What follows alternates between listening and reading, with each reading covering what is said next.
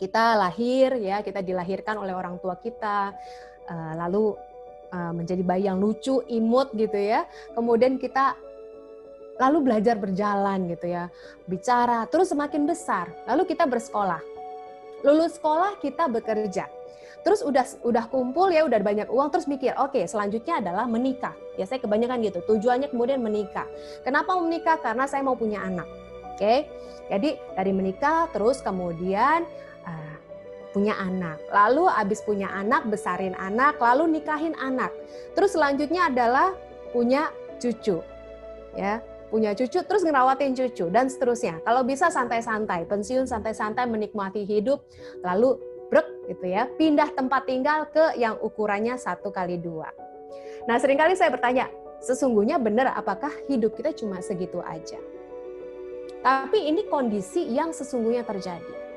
Jadi setiap orang secara normatif melakukan hal yang sama, baik antara satu pribadi dengan pribadi yang lain. Kalau ternyata hidup kita nggak segitu-segitu aja ya, maka ada pertanyaan yang perlu sekarang kita jawab. Yaitu yang pertama adalah, what am I here on earth? Ya, sebenarnya untuk apa sih saya di sini? Sebelum ngomongin soal start over, tanya dulu sama diri kita sendiri, kenapa saya ada di sini? Saya yakin semua situasi, pengalaman, latar belakang kita gitu ya, memiliki dasar kenapa saya sekarang ada di sini. Begitu juga yang saya yakin teman-teman yang sekarang mungkin sedang mendengarkan saya dalam program webinar ini, bahwa nggak ada sesuatu yang terjadi secara kebetulan. Bahwa semua saling berhubungan dan akan bisa menjadi pendorong kita menuju kepada sesuatu atau malah memperlambat kita. Itu tergantung kepada respon kita. Lalu setiap orang sesungguhnya, saya yakin ini, bahwa setiap orang dilahirkan untuk mempunyai sebuah tujuan kehidupan yang sangat mulia, sebagaimana Tuhan menciptakan pribadi-pribadi tersebut. Anda sebagai pribadi yang mulia.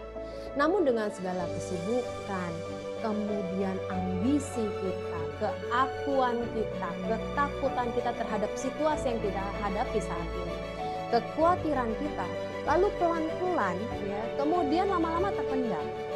Sehingga kita kemudian sulit untuk mendapatkannya kembali yang tadi.